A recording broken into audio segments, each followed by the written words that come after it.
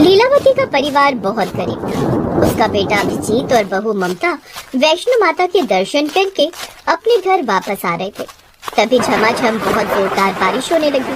आसमान में बिजली कड़कने लगी। माँ, जल्दी से चलो वरना हमारी ट्रेन छूट जाएगी। हाँ बेटा, माता रानी के दर्शन तो हो ही गए हैं। आने वाली संतान के स्वागत में ऊपर वाले ने बारिश भी बहुत तेज कर दी है। अब जल्दी से हमें घर पहुंचना होगा क्योंकि डिलीवरी किसी भी समय हो सकती है। माँ, मैंने तो पहले ही कहा था कि डिलीवरी का वक्त है, अभी इतनी दूर जाना ठीक नहीं है, पर आप लोगों ने मेरी बात मानी ही नहीं। बेटा, पंडित जी ने बताया था कि 8 महीने बाद ही बच्चा पूरी तरीके से माँ के पेट से बाहर आने के लिए तैयार हो जाता है और इस समय अगर माता रानी का आशीर्वाद मिल जाए तो सब कुछ ठीक हो जाता है। हो सकता है हमारी गरीबी भी कम हो जाए आने वाले बच्चे की वजह से।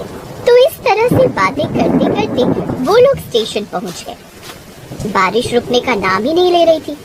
ट्रेन 1 घंटा लेट थी। इसी वजह से उन लोगों ने 1 घंटा स्टेशन पर ही बिताया। 1 घंटे बाद ट्रेन आ गई। अम्मा जी, सामान उठाना है क्या? अरे नहीं भाई साहब, जब अपनी जिंदगी का भार हम लोग उठा रहे हैं तो ये सामान क्या चीज़ है? हमारी गरीबी से तो हल्का ही है ये सामान। वाह भाई साहब वाह, कितनी गहरी बात कर डाली आपने। खैर, अभिजीत ने सारा सामान उठाया और ट्रेन में बैठ गया। ट्रेन चलने लगी। काफी घंटे का सफर करने के बाद भी बारिश बंद नहीं हुई। वाह, मुझे लगता है कि हमें बारिश में ही अपने घर तक पहुंचना पड़ेगा। आसमान देखो कितना काला है। उन लोगों को बारिश में यात्रा करने में बहुत अच्छा लग रहा था, लेकिन उन्हें नहीं पता था कि रास्ते में उनके साथ कितनी ढेर सारी कठिनाइयां आने वाली हैं। तभी ट्रेन अचानक रास्ते में रुक गई। आरपीएफ वाले उनकी बोगी में आ गए। आप लोग इस बोगी से बाहर निकल जाइए। आगे थोड़ी दूर पर एक बहुत बड़ा ट्रेन हादसा हो गया है, जिस वजह से ये ट्रेन यहीं पर रोकी जा रही है। आप लोग यहीं आसपास होटल में रुक जाइए। अरे ऐसे कैसे भाई साहब, हमने पूरा टिकट लिया है, यात्रा तो पूरी कराइए। अरे बहन जी, अगर हम लोग ट्रेन चला देंगे और आगे कहीं हमारी ट्रेन का भी एक्सीडेंट हो गया इतनी तेज बारिश में तो क्या होगा? और क्या आप चाहती हैं कि इस ट्रेन में बैठे सभी लोगों की जान चली जाए? अरे माँ, भाई साहब बिल्कुल सही कह रहे हैं, कभी भी कोई बड़ा हादसा हो सकता है। सभी यात्री उस बोगी से बाहर निकलने लगे, लेकिन तभी अचानक ममता का पेट दर्द शुरू हो गया। माँ जी, मुझे लगता है कि वक्त आ गया है। बहुत जोर से पेट में दर्द हो रहा है माँ, मुझे कुछ कीजिए। बेटा, इस बोगी के अंदर तो ये लोग हमें रुकने नहीं देंगे। चल बाहर कोई जगह देखते हैं। वो लोग ममता को लेकर ट्रेन के बाहर निकले। माँ, अब क्या किया जाए? हमारे पास इतने पैसे भी नहीं बचे हैं कि किसी अस्पताल ले चले या फिर कोई होटल ले सके। सारे पैसे तो खत्म हो गए। तभी अचानक अभिजीत की नजर रेल की पटरी पर कहीं दूर पर पड़ी, जहाँ पर किसी बहुत पुरानी ट्रेन की बोगी खड़ी हुई दिख रही थी। कुछ लोग उसी डिब्बे के अंदर घुस रहे थे। माँ, वो देखो, सब लोग उस पुरानी बंद पड़ी बोगी में घुस रहे हैं। इस बारिश में हम गरीब लोगों के लिए इससे अच्छी रुकने की जगह कोई नहीं हो सकती है। चलिए जल्दी चलते हैं, फिर आगे सोचते हैं क्या करना है। कम से कम सबसे पहले बारिश से तो बच जाए। बाजी, अब मुझसे दर्द बर्दाश्त नहीं होता बाजी। अभिजीत ने थोड़ा सामान अपनी माँ को पकड़ाया और ममता को अपनी गोद में उठाकर तेज बारिश में भागता हुआ उस ट्रेन के डिब्बे के अंदर घुस गया, जहाँ पर बहुत सारे लोग पहले से ही मौजूद थे। अरे बहन जी, ऐसी कंडीशन में बहू को बाहर ले जाने की क्या जरूरत थी? बहन जी, अब क्या बताऊँ मैं आपको, सब मेरी ही गलती है। आखिरी महीना चल रहा था और मुझे ही वैष्णो माता के दर्शन कराने थे अपनी बहू को। वो लोग सब बात कर ही रहे थे कि तभी ममता फिर जोर जोर से चीखने लगी। माँ जी, अब तो लगता है आपकी बहू की डिलीवरी सी ट्रेन की बोगी में होगी। ऐसा कीजिए, जितने भी मर्द हैं वो लोग दूसरी बोगी में जाकर रुके। हम लोग जल्दी आप लोग को खुशखबरी देते हैं। बहू चिंता मत कर, हम सब तेरे साथ हैं। हम सब भी गरीब हैं और गरीबी की वजह से इस बोगी में रुके हुए हैं। उन लोगों की मदद देखकर अभिजीत और उसकी माँ लीलावती बहुत खुश हुए। अभिजीत और बाकी के आदमी दूसरी बोगी में जाकर ठहर गए। इधर सारी औरतों ने मिलकर ममता की डिलीवरी कर दी। उसका एक बेटा पैदा हुआ इस ट्रेन में। अभिजीत, बधाई हो, तू बाप बन गया। अभिजीत दूसरी बोगी में था। ये सुनकर वो बहुत खुश हुआ और उस बोगी में जितने भी आदमी थे वो भी बहुत खुश हुए। क्या बात है भाई साहब, इस बारिश में हम सारे लोग बहुत परेशान थे। आगे किसी ट्रेन का एक्सीडेंट हो गया है जिससे बहुत सारे लोग डरे हुए थे, लेकिन आपने बाप बनकर एक छोटी सी खुशी हम सारे लोगों को दी है। चलिए चलकर देखते हैं। माँ, क्या हम लोग उस बोगी में आ सकते हैं? हाँ हाँ बिल्कुल।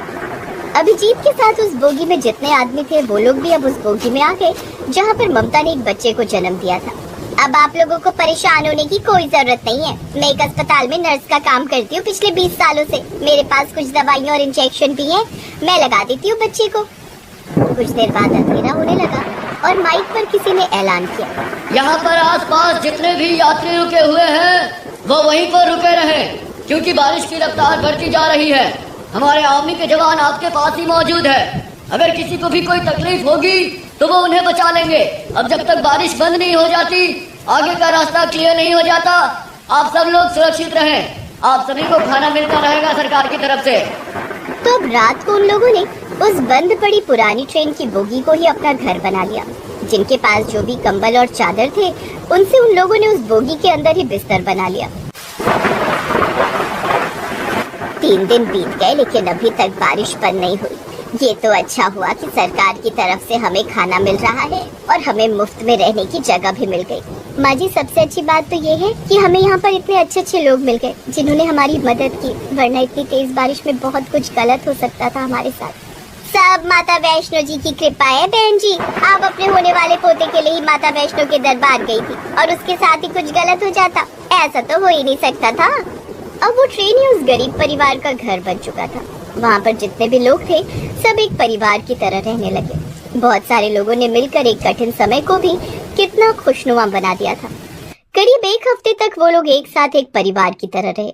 जब बारिश बंद हुई तब उनकी ट्रेन एक बार फिर से आगे चलने के लिए तैयार हो गई।